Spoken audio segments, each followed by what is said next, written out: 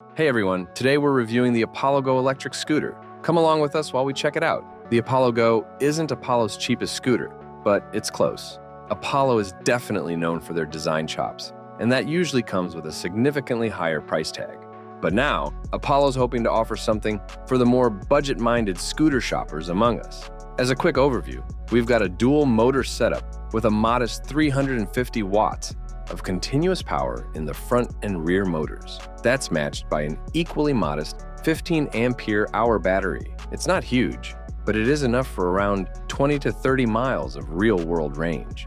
You can eke out more in low-power mode, or you'll be on the lower end of that range if you're cruising around at the scooter's top speed of 28 miles per hour all the time.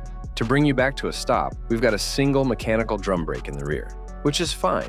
But the real stopping power comes from the regenerative braking. The ride was generally great, though my first impression wasn't. But either way, it's not something that should leave the factory or arrive like that, with steering that sort of clicks into place near the center line.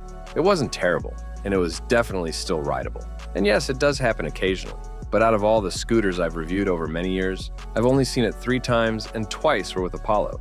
So that's a bit of a bummer. Hopefully they focus a bit more on that quality control leaving the factory, because the rest of the scooter is really high quality. Take that folding mechanism. It's beefy and chunky, and it latches nice and strong. That rubber safety strap seems a bit frivolous, especially with how strong the main latch is, but sure, why not? There are also some nice features that add real value, like these turn signals on the bar ends that will be visible from most angles, and keep the lights up higher where they're more noticeable. Moving further down the scooter, the suspension is pretty good for an urban scooter. It handles bumps and cracks in the road well enough to keep the ride comfortable. The air-filled tires also contribute to a smoother ride, making it a decent option for city commuting.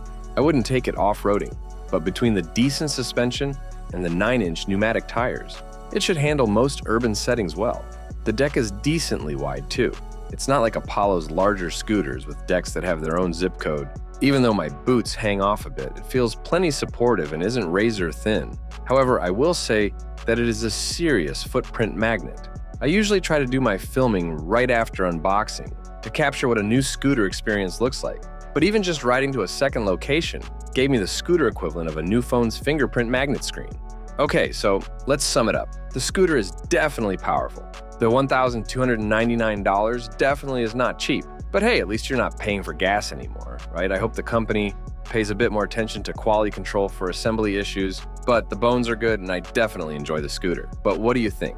Let's hear your thoughts on the Apollo Go in the comments section below. Thanks for watching, everyone. Have a nice day, and God bless you.